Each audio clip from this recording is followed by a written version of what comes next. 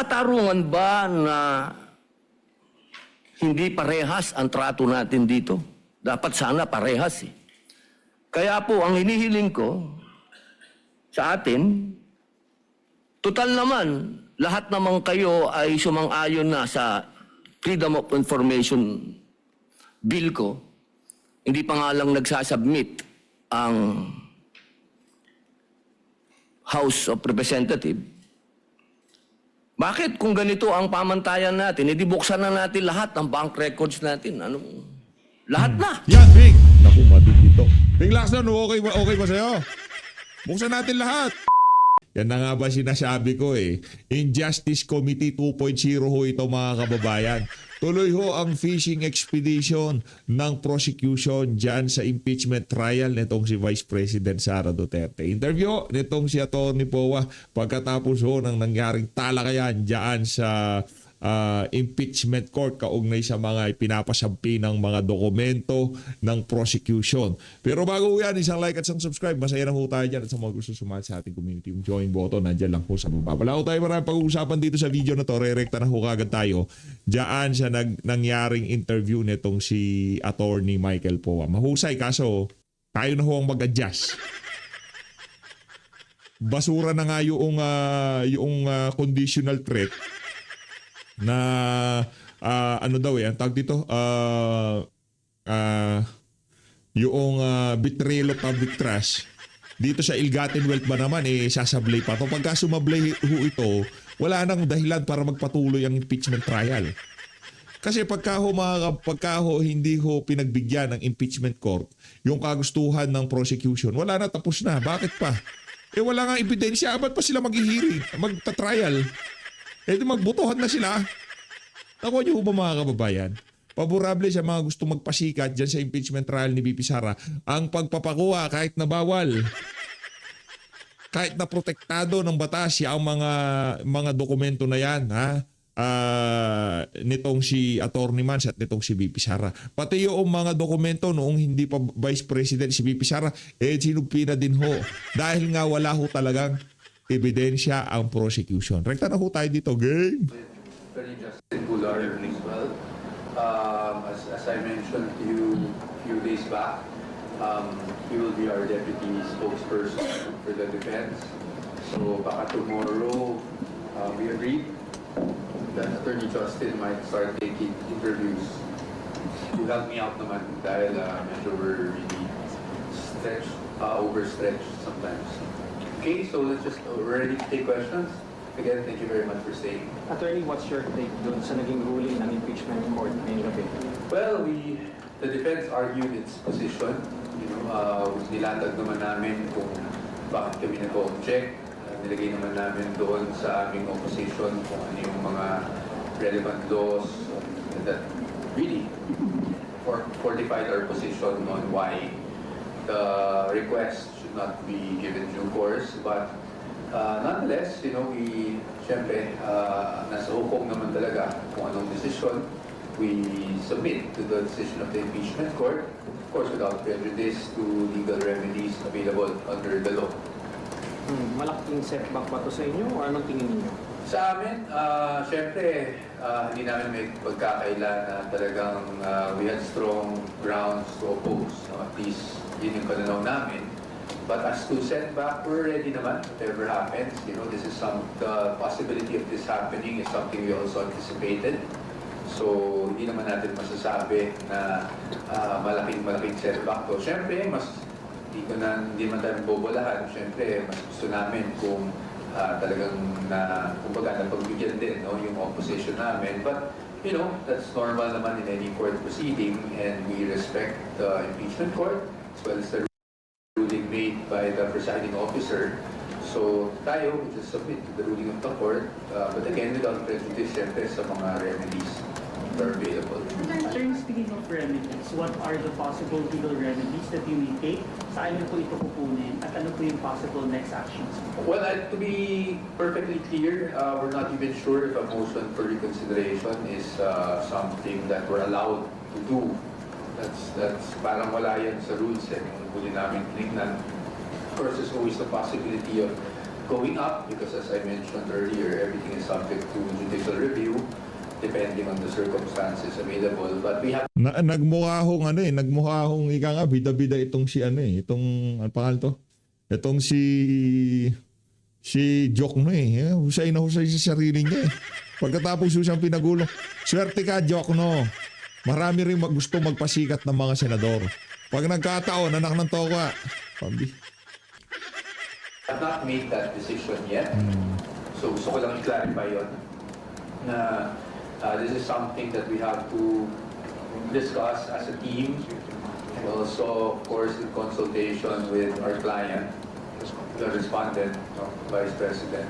So ano lang naman, yan yung mga parati naming may kolatilla kasi para sa mga abogado na without prejudice to ganito, ganyan. But it doesn't mean that we will be doing it. It doesn't mean that we will not be doing it. But this is something we'll have to discuss amongst ourselves. So there's a possibility na iakyat ba ninyo sa Supreme Court? That remedy is always available, but as to is it possible, syempre anything is possible, but are we going to do it? Hindi pa namin napag-desisyon, hindi pa namin napag-uusapan. Because as I said, hindi naman namin din, kumbaga, diniscount yung possibility na mangyari talaga ito. Considering it happened in previous impeachment trials, although syempre ang posisyon natin is nung corona trial na parati nilang kino-compare, marami nang nangyari in between, from then till now. That's why we had our legal position on the matter. But as I've said, we anticipated that this might happen and we're ready nonetheless. Sa decision sa ruling ko attorney, yung tiki mo, and yung JTC Enterprise was denied ko yung kanilang subpoena for that. So how do you take this? Is this somehow small for the defense team? Well, Ito na lang, ganito na lang. Pagka nag-warning itong si, ano pangalan ito? Ito si Boying Ray Mulya during weekend, asahan nyo na merong malaking mangyayari sa impeachment trial nitong si VP Sara. Di ba sinabi niya, itong si Cheese at itong si Joel Villanueva, ano pa yan ha? Ang tawag dito, kahit na lumipat sila sa majority, tuloy-tuloy pa rin. Hindi ibig sabihin tapos na kaso. Yung pagka mayroong mga ganun pa autot itong si Boying, alam na natin, the next week, meron hong mangyayaring malaking kabalbalan dyan sa impeachment trial ni VP Sara. Takutan to, takutan. our position really was that it wasn't particularly described, meaning it didn't pass the test of definiteness, it didn't pass the test of relevance. So I wouldn't even take that as a win. I mean, yun kasi clear cut talaga, wala talaga silang participation dun whatsoever. But yung kahit naman dun sa mga pinayagan, we really strongly felt about their position. But again, that doesn't mean mali ang impeachment court or anything like that. Kasi we really have, at the end of the day, ultimately, sabi ko kanina, the decision will lie upon the impeachment court. They rendered their ruling kanina, and we respect that.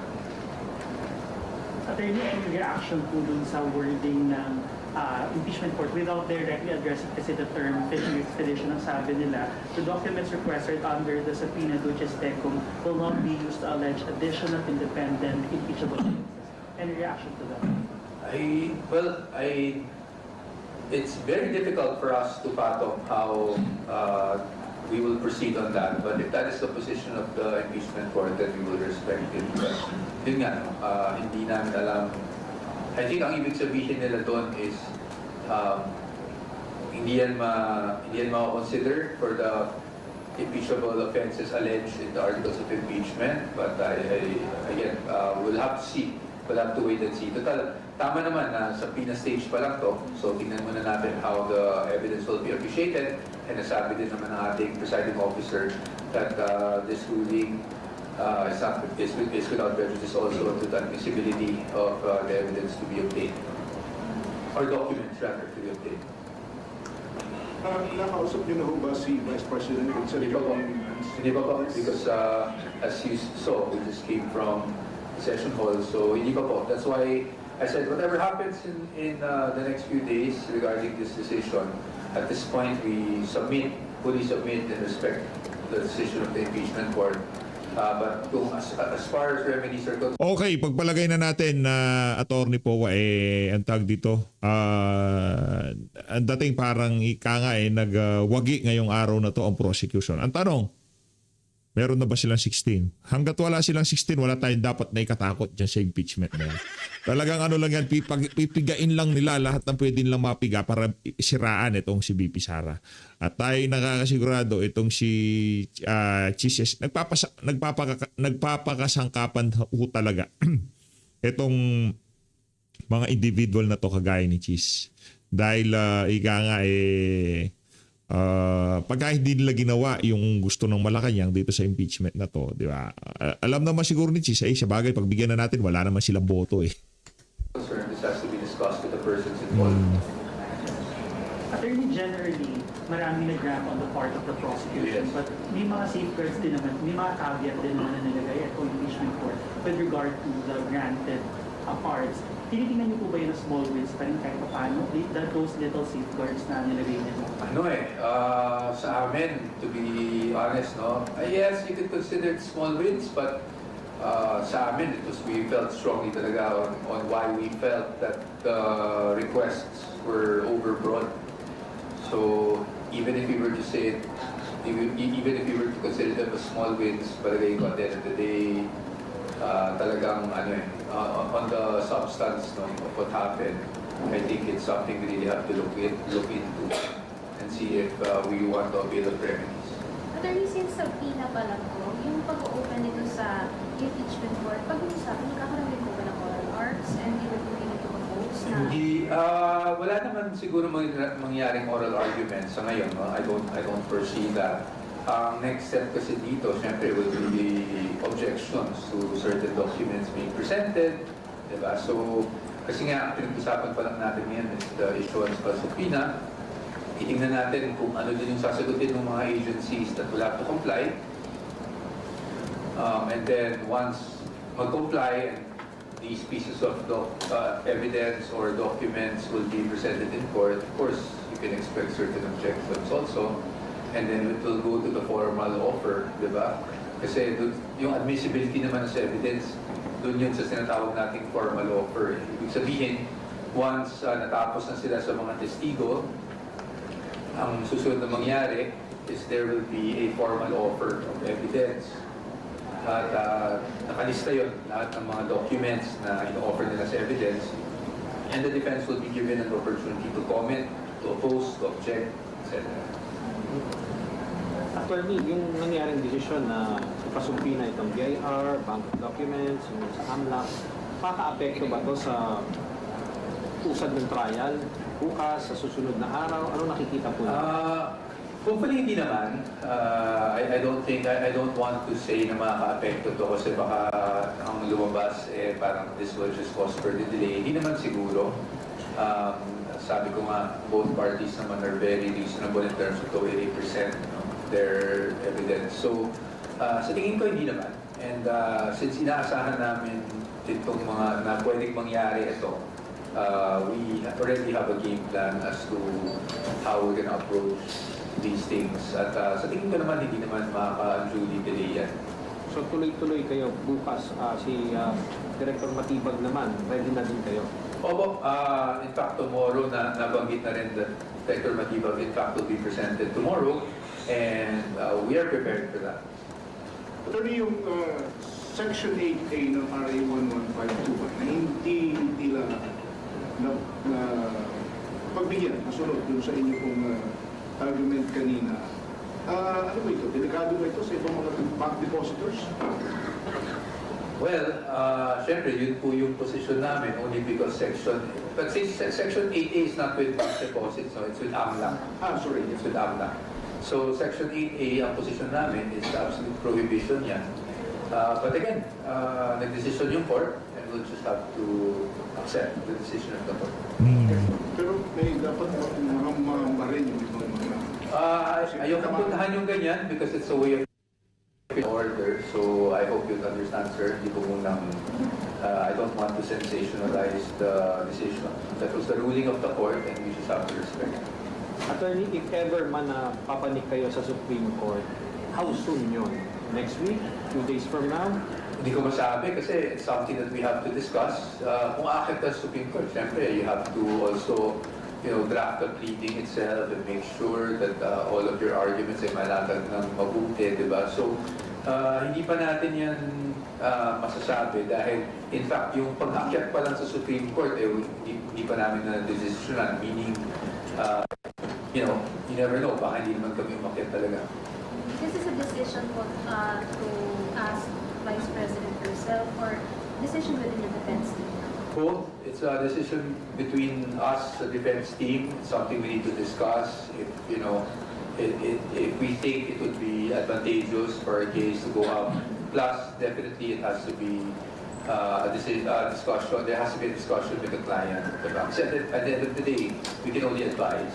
And kung ano yung sabihin ng client, yan pa rin naman yung gagawin namin. For as long as it's within confines of law.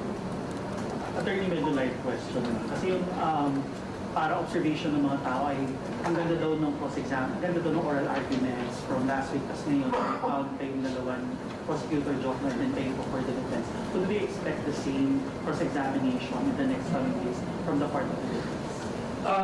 Ano kasi yan eh, each lawyer has his or her own style.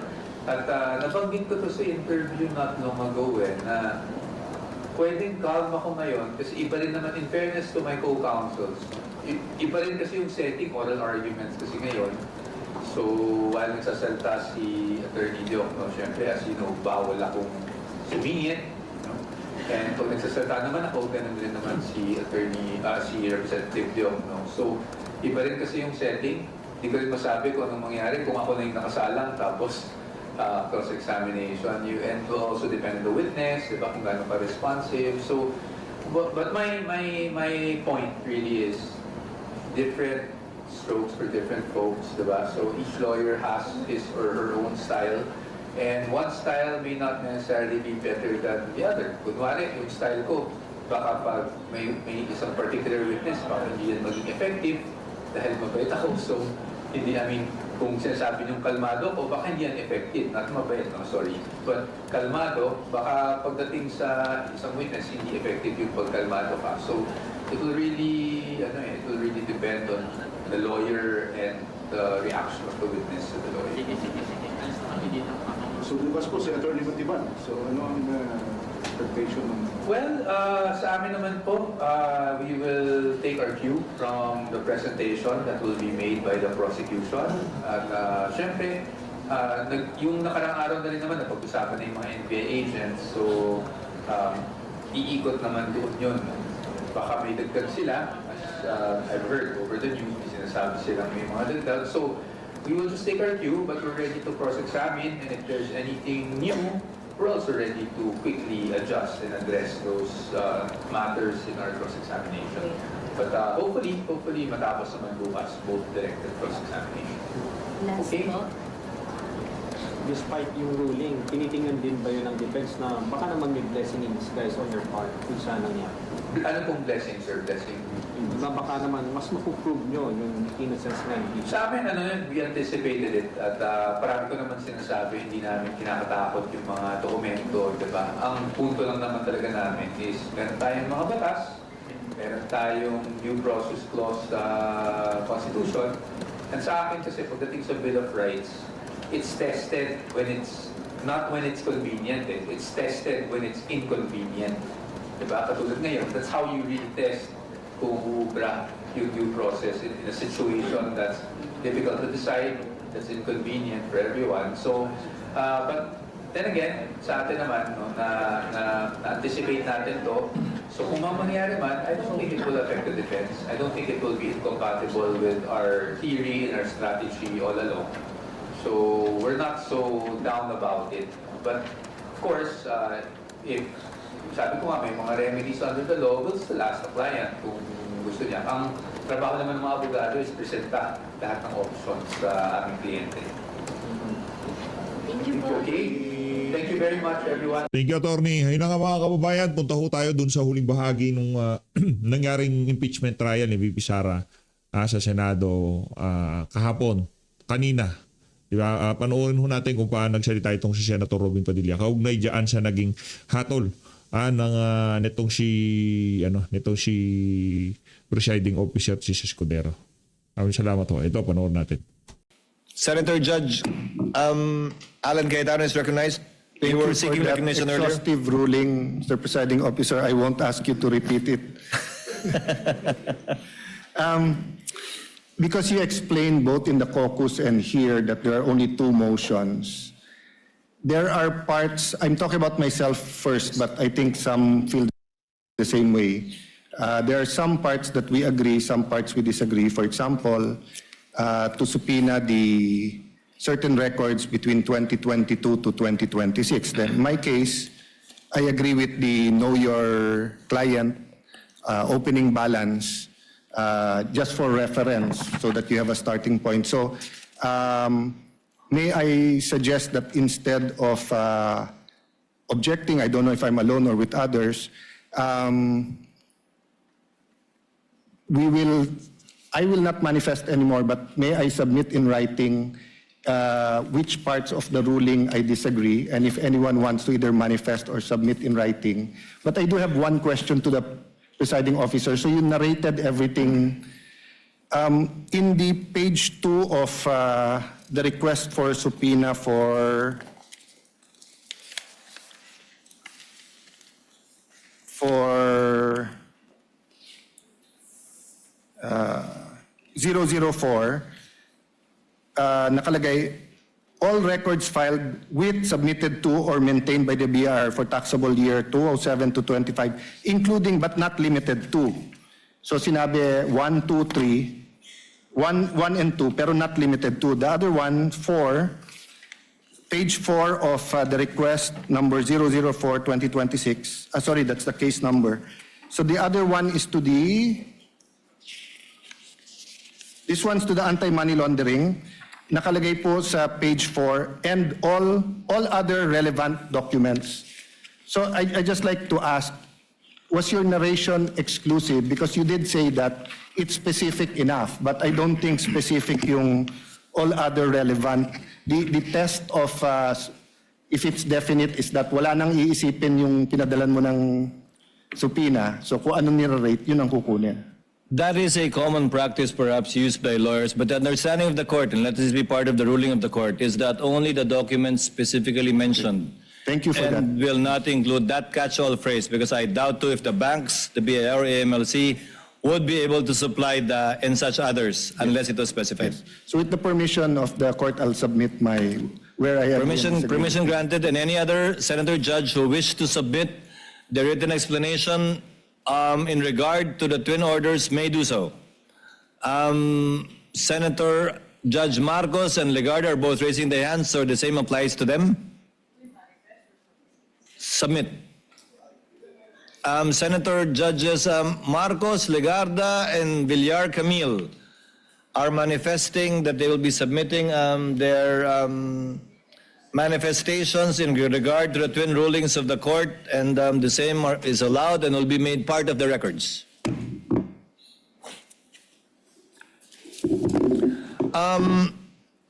For the information of the court, yes, Senator Judge Pia Cayetano is recognized. What is your pleasure, ma'am? Mr. Presiding Officer, I'll just make a short manifestation because The lady may proceed. Alan's written submission might be so long, it might just be easier for me to make my own manifestation. Para tumawa naman kayo, guys. Sobrang seryoso natin. But it is a serious topic. Very simply, Mr. President, personally, on the issue of the dates, no, for the submission of the,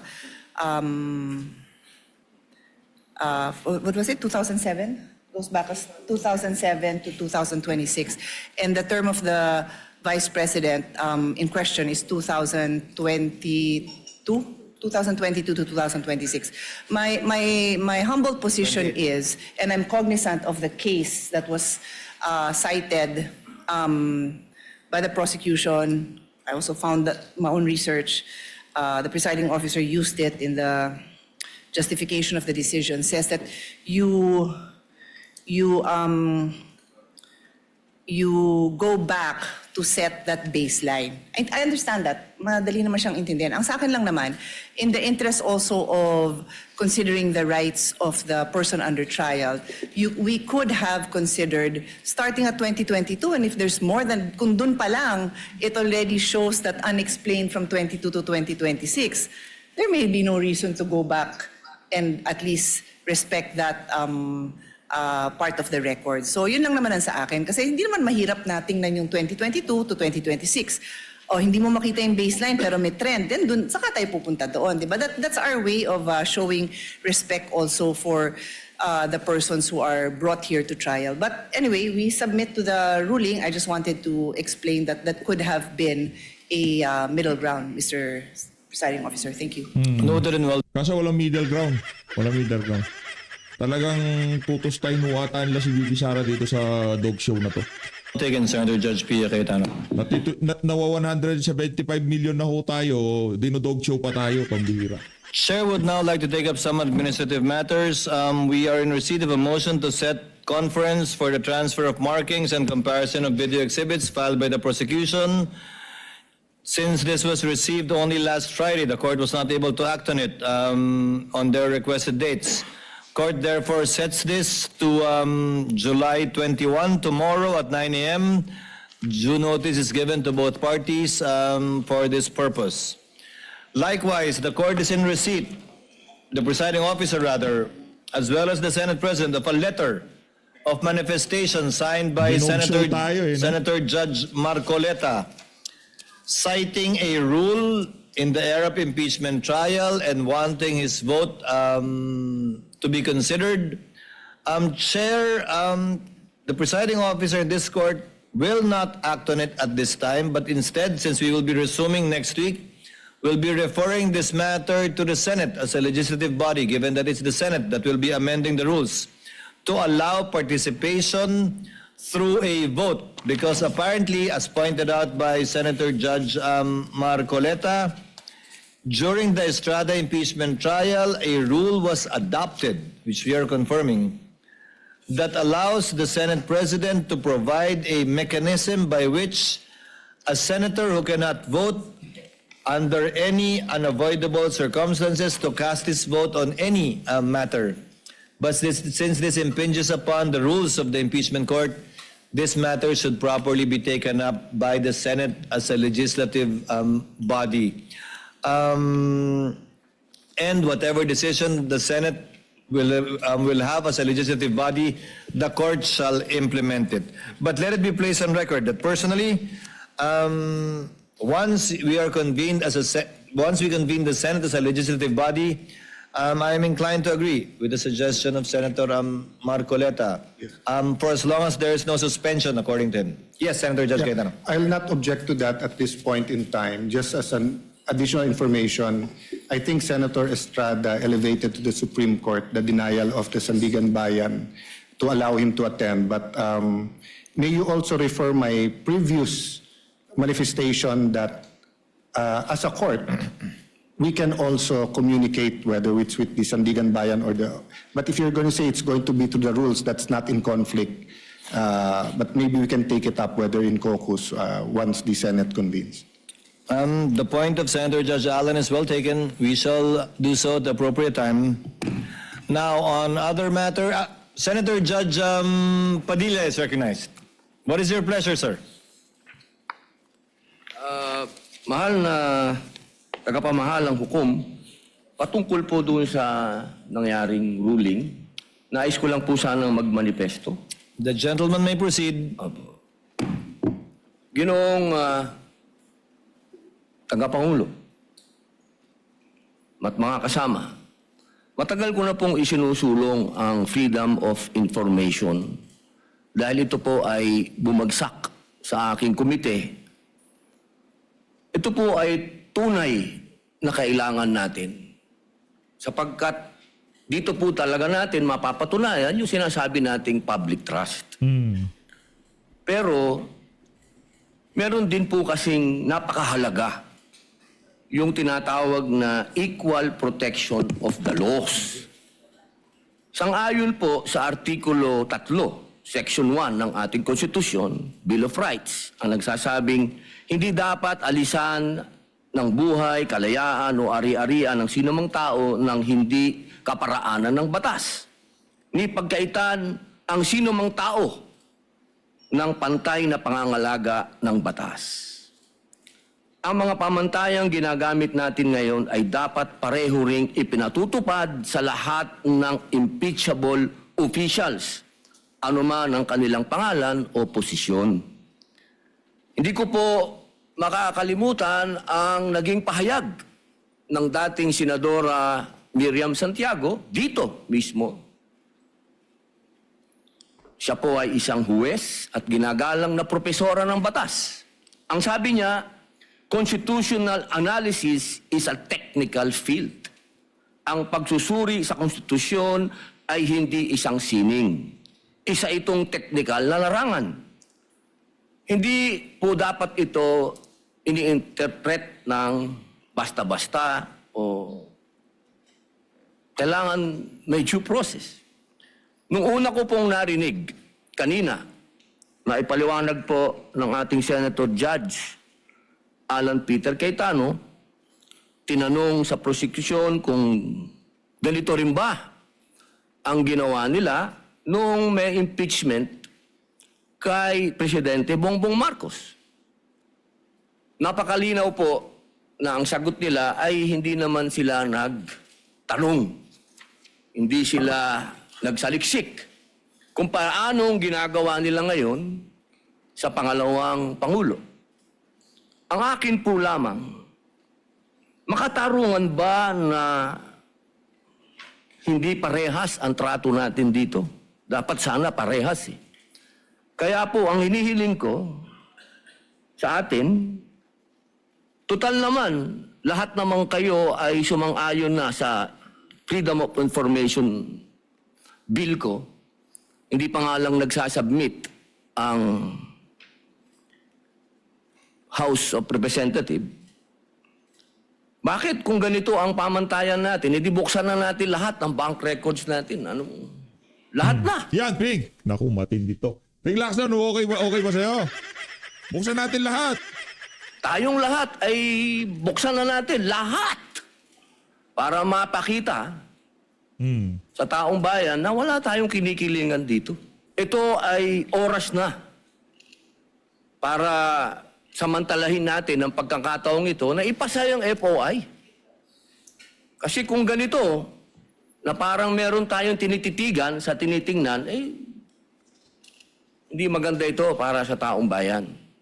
Tandaan po natin, pantay-pantay tayo sa harap ng Diyos at ng batas. At hinihingi ko po sa inyo na ilagay sa record ang aking pagtutol sa ruling na ito. Maraming salamat. Walang kuha natin, Senator Ron Padilla. For the record, there is a pending bill as well requiring all public officials filing a SALN to execute a waiver in favor of relevant government agencies Hindi nga mapalabas-labas. Anong salin? together with their SALN on top and in addition of the FOI bill filed by the Honorable Padilla na tinatalakay din po natin sa ngayon. Before proceeding on one more matter, may I Anong salin ang pinagsasabi? Ala, dog show ho to, dog inquire show. from the lead prosecutor or someone from the panel of prosecutors who their intended witnesses will be for tomorrow and Tuesday. Sorry, tomorrow and Wednesday. Forgive me.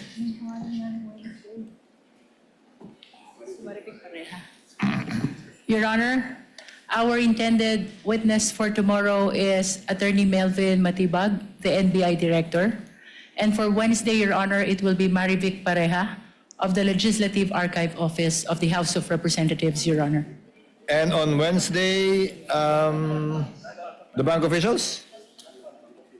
In addition, Your Honor, but considering that we only have Tuesday and Wednesday for trial, but after Marivic Pareja, we will also be presenting the two land bank officials, Your Honor. Yes, because we issued a subpoena ad testificandum against these two bank officials to attend tomorrow and Wednesday.